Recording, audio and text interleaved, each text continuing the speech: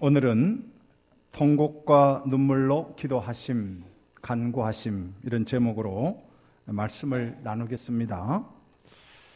우리가 예수님에 대해서 잘 아는 것 같은데 또 잘 모르는 부분도 있습니다. 특별히 예수님께서 하나님이시다, 하나님의 아들이시다, 이건 우리가 참 잘 알고 있습니다. 그런데 하나님이신데 왜 기도가 필요했느냐? 하나님이시면 기도가 필요 없잖아요. 모든 만물을 말씀으로 창조하신 하나님이신데 왜 기도가 필요했을까? 이런 생각을 한 번쯤은 해보는 거죠. 한 번쯤은. 그래서 이제 성경을 쭉 읽고 또 묵상을 하는 중에 교리라는 것이 나오지요. 그 교리 중에 보면은 예수님은 누구신가? 예수님은 완전한 하나님이시고 완전한 인간이시다. 이렇게 교리가 나온 겁니다. 그러니까 예수님이 기도하신 이 부분은 완전한 인간으로서 기도한 거예요. 이 완전한 인간이라는 것은 저와 여러분과 예수님이 똑같은 인간의 형태로 하나님께 기도했다 하는 것입니다. 그리고 우리가 또 예수님의 그 기도는 어떤 기도였느냐? 우리 찬양대가 누군가 널 위해서 기도한다. 이 찬양이 오늘 설교 본문하고 맥락을 같이 하는 것입니다. 예수님은 자신을 위한 기도가 아니었어요. 십자가의 죽음을 앞두고도 자신을 위한 기도가 아니었습니다. 철저히 우리를 위한 기도였습니다.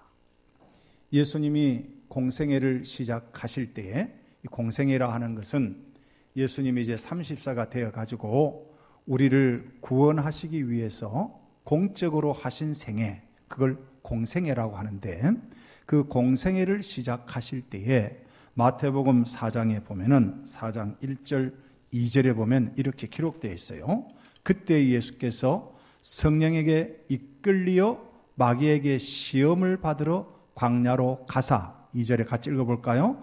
40일을 밤낮으로 금식하신 후에 줄이신지라 그랬습니다.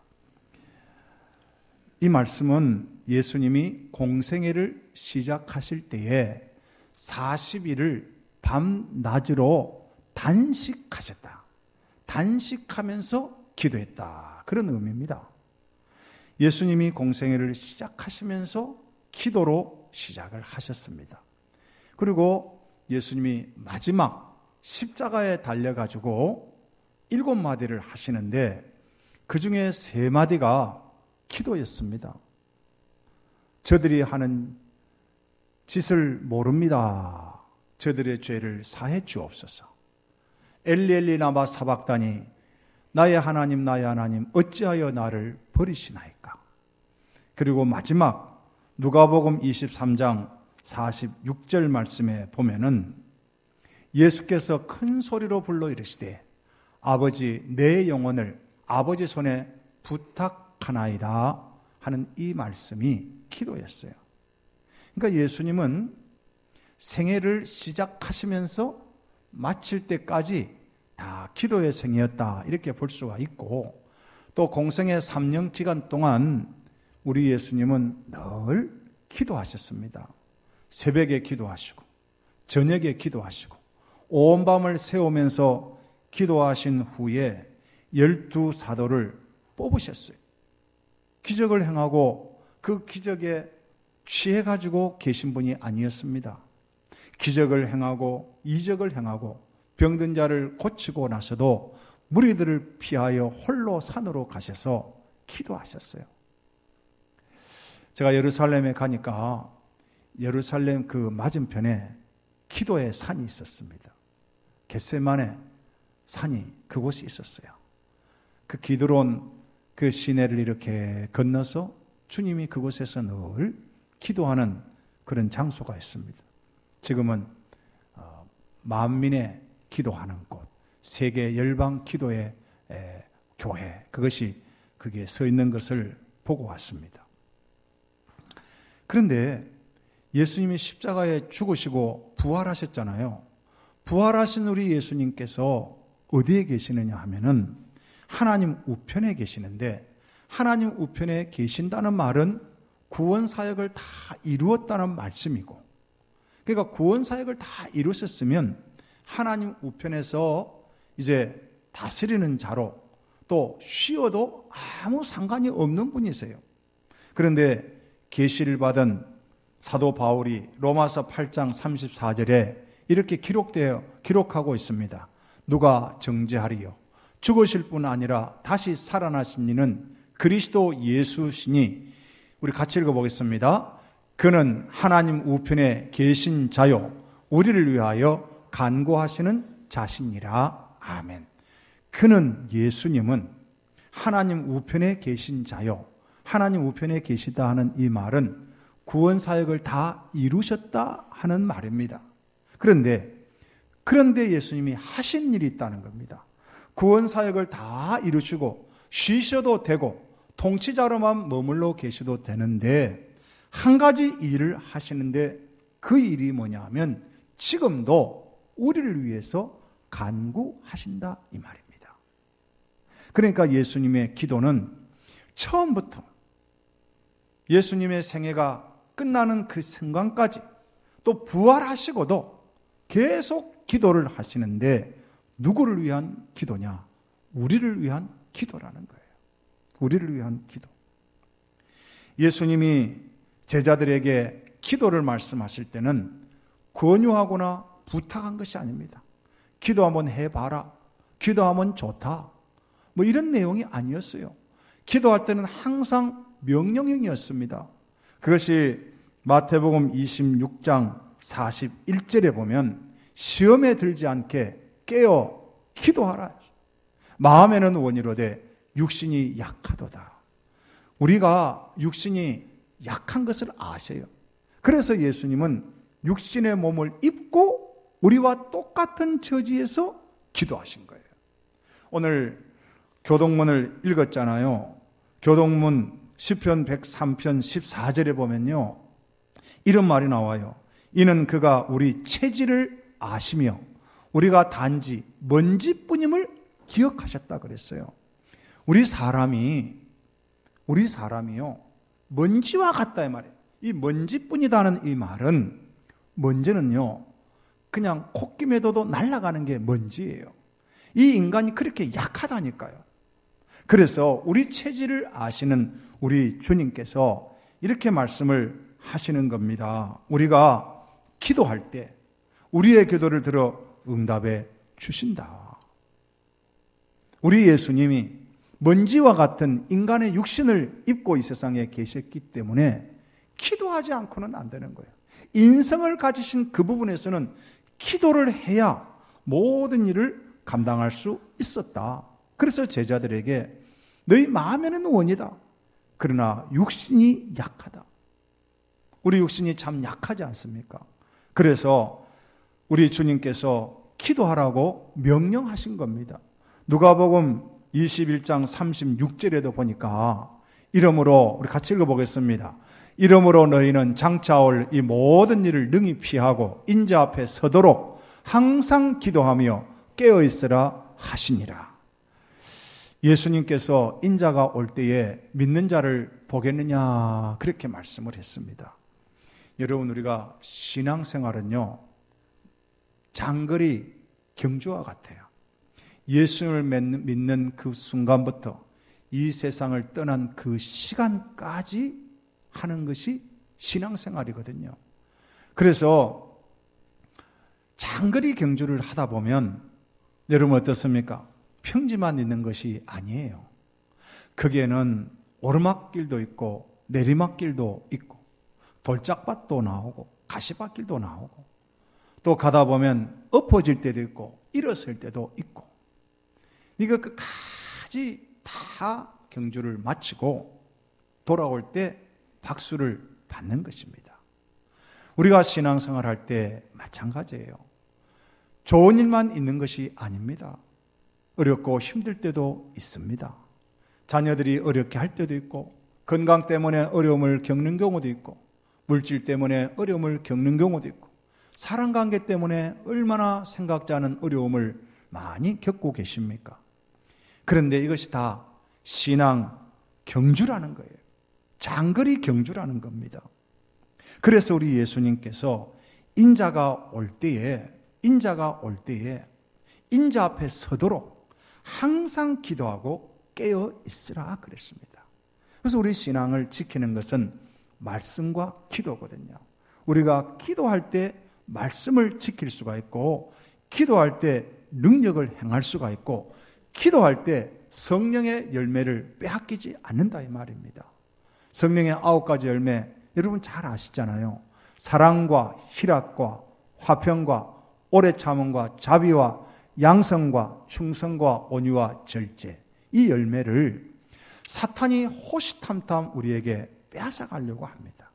그래서 우리가 영적으로 늘 깨어 있으면 이걸 지킬 수가 있지만, 영적으로 조금만 틈이 벌어지면 사탄이 우리에게 와서 이것을 빼앗아 가는 거예요. 그래서 영적으로 깨어 기도하라. 에베소서 2장에도 보니까 사탄을 대적하기 위해서 전신갑주를 입으라 그랬는데, 거기에 보면 그 괴계를 알고 기도해야 되는 거예요. 마귀의 괴계를 알고 깨닫고 기도해야 되고, 전신갑주를 입고 기도해야 돼요. 하나님 말씀인 성령의 검을 붙잡고 기도해야 돼요. 근신하여 깨어 성령 안에서 기도하라고 사도 바울은 우리에게 명령을 하고 있는 것입니다.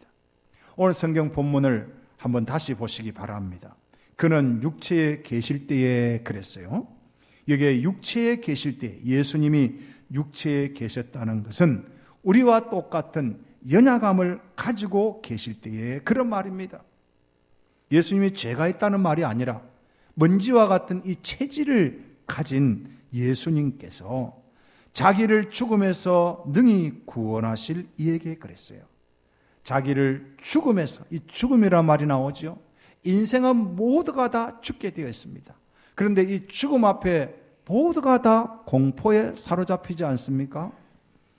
예수님에게 적용하면 십자가의 죽음을 말할 수 있겠습니다. 그 십자가 죽음 앞에서 능히 구원하실 아버지 앞에 기도를 했다 그 말입니다. 어떻게 기도했습니까? 심한 통곡과 눈물로 간구와 소원을 올렸습니다. 여기에 심한 통곡이라 하는 말은 크게 부르짖었다 그 말입니다. 십자가 앞에서 심히 큰 소리로 부르짖었던 우리 주님의 모습을 생각나게 하는 말씀입니다. 눈물을 흘렸습니다. 하나님 앞에 가능하면 이 잔을 나에게서 옮겨 주옵소서, 그렇게 기도하셨어요. 자, 누가복음 22장 44절에 보면 예수께서 힘쓰고 애써 더욱 간절히 기도하시니 땀이 땅에 떨어지는 무엇같이 되었다고요? 빗방울같이 되더라 그랬습니다. 여기 빗방울이라 하는 말은 멈추지 않고 흘러가는 피를 말하는 거예요. 그것이 쭉 흘러가는 그 예수님의 모습을 생각나게 하는 성경 구절입니다. 우리 예수님이 기도할 때는 이렇게 간절히 힘쓰고 애써서 기도했다는 말입니다. 땀을 흘리면서 온몸의 땀에 범벅이 되도록 기도를 한 것이죠. 멜 깁슨이 이 부분을 참 잘 묘사를 했어요. 패션 오브 크라이스트라고 하는 예수님의 열정이라고 하는 그 영화를 얼마나 잘 표현을 했는지. 예수님이 기도할 때 마태복음 26장 39절에는 조금 나아가사 얼굴을 땅에 대시고 엎드려 기도하여 이르시되, 여기에 얼굴을 땅에 대시고 엎드렸다는 이 말은 왕이 지나갈 때 신하가 그 앞에 엎드리는 자세를 말합니다. 왕을 최대로 높이는 그런 자세, 자기의 생각을 완전히 내려놓는 그런 자세를 말하는 것이에요. 우리 예수님의 기도는 이런 모습이었습니다. 우리가 하나님 앞에 기도할 때에 우리의 생각을 다 내려놓고 기도를 해야 되는 거예요. 주님을 지극히 높이면서 기도를 해야 되는데, 그 다음에 보니까 그의 경건하심으로 말미암아 들으심을 얻었다 그랬습니다. 여기 보니까 그의 경건하심이라 하는 이 말은 경건한 복종이라는 말도 되고 경외하는 마음이라 그런 말도 됩니다. 시편 103편 13절에도 보니까 아버지가 자식을 긍휼히 여긴 같이 여호와께서는 자기를 경외하는 자를 긍휼히 여기신다 그랬거든요. 여기에 여호와를 경외하는 자세가 뭐냐? 얼굴을 땅에 대고 엎드리는 자세를 말하는 것입니다. 여러분, 하나님 앞에 기도할 때에 내 계획을 내 뜻대로 되기를 기도하기보다도 아버지, 나의 원대로 마옵시고 아버지의 원대로 행하여 주옵소서, 그렇게 기도해야 되는 거예요. 그래서 우리 아버지 하나님께서 그 아들의 기도를 들어 응답해 주셨다고 기록하고 있습니다. 그러면 여기에서 또 이런 질문이 생기잖아요. 예수님이 십자가를 안 졌다는 말인가? 그 잔을 옮기셨다는 말인가? 그런 말이 아닙니다. 예수님의 그 기도를 아버지께서 들어주셨다는 것은 예수님이 십자가를 끝까지 짊어지고 통과하도록 도와주셨다는 것입니다. 여러분, 십자가는요, 피할 수가 없는 거예요. 인생의 짐을 어떻게 우리가 피할 수가 있겠습니까? 부모가 자식이 힘들다고 자식을 버리는 부모는 잘못된 부모고요. 책임 있는 자리에 있는 분이 그 자리가 힘들다고 그 자리를 회피해버리면 그것도 어려움이 문제가 있는 것 아니겠습니까? 십자가는 짊어지고 가라고 주는 거예요. 통과하라고 주는 겁니다. 어떤 사람이 기도하는 중에 환상을 보았다 그래요. 그런데 자기에게 십자가가 하나 나타났어요. 주님께서 얘야, 이것이 너의 십자가란다 그러니까 그 십자가를 이렇게 보니까 참 볼품 없습니다. 아니 주님, 왜 이렇게 볼품 없는 십자가를 나에게 주십니까? 그러니까 주님께서 그러면 다른 십자가를 한번 찾아봐라 그랬대요. 그래서 이 사람이 다른 십자가를 이렇게 찾는데 황금으로 되고 아주 크기도 작고, 자기는 큰 십자가였는데 크기도 작고 반짝반짝 빛이 나고 값도 나가게 보여서 주님, 내가 이거 지겠습니다. 그래, 그거 줘라 그랬는데 이 사람이 그 십자가를, 그 황금 십자가를 드는 순간 들지를 못하는 거예요. 너무너무 힘들어가지고 주님, 이 황금 십자가 참 좋은데 이거는 보기보다 너무 무거워서 못 지겠습니다. 다른 것 주세요. 또 찾아봐라. 찾는데 장미꽃 십자가가 있더래요. 장미꽃 십자가를 보니까 향기도 나고 보기도 좋고, 야, 이거 짊어지고 가면 사람들이 나를 주목하겠구나 싶어가지고 장미꽃 십자가를 딱 지는 순간 가시가 너무 크고 많더래요. 그래서 이 사람이 주님, 그냥 제 십자가 지고 가겠습니다. 여러분요, 다른 사람의 십자가를, 다른 사람의 영광을, 다른 사람의 것을 바라보지 마세요.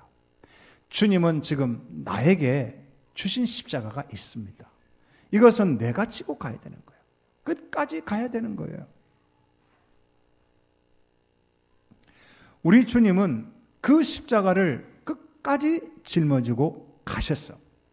십자가에서 죽으시고 우리 죄 때문에 죽으시고 죽으신 지 사흘 만에 부활하셨습니다. 부활하셔서 하늘과 땅의 모든 권세를 다 가지시고 우리에게 그 권세를 또 이양도 하시고 하늘에 계시면서 오늘도 우리를 위해서 기도하고 계시는 좋으신 우리 주님이십니다. 사도 바울은 우리 예수님의 기도를 계시로 깨닫게 된 거예요. 사도 바울은 예수님을 만나본 적이 없습니다. 그런데 계시로, 성령으로 그가 예수님의 기도를 깨닫게 된 거예요. 그래서 우리에게 이렇게 그 기도에 관한 예수님과 똑같은 명령을 우리에게 주셨습니다. 그것이 데살로니가전서 5장 17절 여기 보면 우리 같이 한번 읽어보겠습니다. 시작. 쉬지 말고 기도하라. 예수님이 하신 말씀이에요. 쉬지 말고 기도하라. 골로새서 4장 2절 같이 읽어보겠습니다. 시작. 기도를 계속하고 기도에 감사함으로 깨어 있으라. 기도에 깨어 있으라는 말이 같이 들어가 있잖아요. 여러분 기도할 때에 깨어 기도해야 돼요.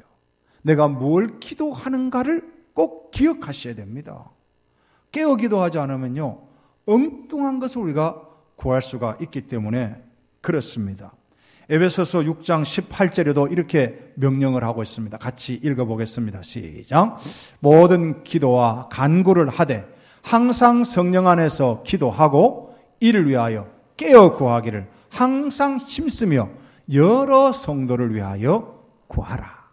우리 예수님께서 우리를 위해서 기도하신 것처럼 사도 바울은 에베소 교회에 너희 자신뿐만 아니라 다른 성도를 위해서 그 누군가를 위해서 기도하라 이렇게 말씀을 하고 있습니다. 이제 제자들은 예수님의 그 기도를 본받아서 사도행전에 보면 여러 모양의 기도가 나오는데 그들이 합심 기도를 했어요. 모여서 성령 받기를 기도했고요. 또 그들이 기도처를 찾아서 기도했고 시간을 정해놓고 기도하는 중에 베드로와 요한이 성전의 기도 시간에 가는 중에 미문에 앉은 안전뱅이를 고쳤고요. 또 사도들이 체포되어서 감옥에 가 있을 때에 교회가 합심해서 기도하고 철학 기도를 하기도 하고 베드로와 같은 분은 자기 집 지붕에서 기도를 하는 중에 환상을 보았고 이방인에게 전도까지 하게 되어졌습니다. 사도 바울의 기도는 말할 것이 없습니다. 사도들이 기도하는 중에 기적이 나타나고 기도하는 중에 병자가 고침을 받고 기도하는 중에 귀신이 떠나고 기도하는 중에 온갖 기적이 나타난 것을 보게 됩니다. 사랑하는 성도님들, 이번 주간에 우리 교회가 가을 특별 새벽 기도회를 한 주간 동안 갖게 됩니다. 온 성도들이 마음과 생각을 우리 기도에 집중을 해 주셔야 되겠습니다. 우리나라가 진보와 보수로 나뉘어서 싸우고 있습니다. 얼마 전에 우리 동기 목사님이 이런 말을 했어요. 목사님, 지금은 한 교회가 문제가 아닙니다. 이 나라가 문제입니다. 그러면서 이분은 매주 광화문에 나가서 거기서 기도한대요. 여러분, 우리가 지금 나라를 위해서 기도할 때입니다. 우리 가정, 우리 교회가 참 소중하고 중요하지만 이 나라를 위해서 어쩌든가 하나님께서 이 나라의 평화 통일에 될 수 있도록 기도를 해야 될 때입니다. 그냥 나만 편안하면 되지 그게 있을 수가 없어요. 나라가 어려워지면 다 어려워지는 것 아니겠습니까? 우리 교회를 위해서 여러분 또 기도해야 됩니다. 연약한 지체들을 위해서 여러분 그 연약한 지체들 얼마나 힘들고 아프고 어렵겠습니까? 우리 예수님께서 채찍에 맞으셨잖아요.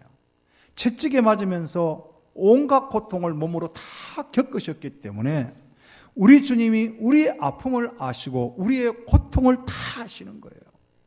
여러분 사람이 아파보지 않으면 그 아픔을 이해할 수가 없고 우리 가족 가운데 그 아픔을 가진 지체들을 옆에서 간호해보지 않으면 그 힘듦을 다 이해할 수가 없지 않습니까? 우리가 그래서 연약한 지체들을 위해서 우리가 함께 모여서 기도할 때라는 것을 꼭 기억을 해야 됩니다. 새벽을 깨우는 일, 이게 얼마나 중요한 일인지 모릅니다. 다윗도 내가 새벽을 깨우리로다. 우리 예수님께서 새벽 미명에 일어나서 그 겟세마네 기도처에 가서 기도를 하셨습니다. 영적 싸움은 기도에서 모든 승패가 다 이루어져 버립니다. 기도할 때 영의 세계에서 이미 응답이 끝나버리기 때문에 그렇습니다. 그래서 우리 성도들이 마음을 같이 모아서 한 자리에서 함께 기도해야 될 것입니다. 기도하는 성도가 승리하는 성도고, 기도하는 성도가 영적인 성도입니다. 기도할 때 주의 능력을 체험하고, 기도하면서 기적을 체험하고, 기도할 때 치유와 회복과 문제가 해결되는 이런 축복을 받아 누리는 저와 여러분 되시기를 주의 이름으로 축원합니다. 같이 한번 기도하실 때, 합심해서 기도할 때 우리 주님 통곡과 눈물로 간구하셨는데, 우리를 위해서 간구하셨는데, 우리도 이번 기회에 하나님 앞에 눈물로 간절히 기도하는 시간 되게 해 주옵소서. 합심하여 한번 기도하시겠습니다.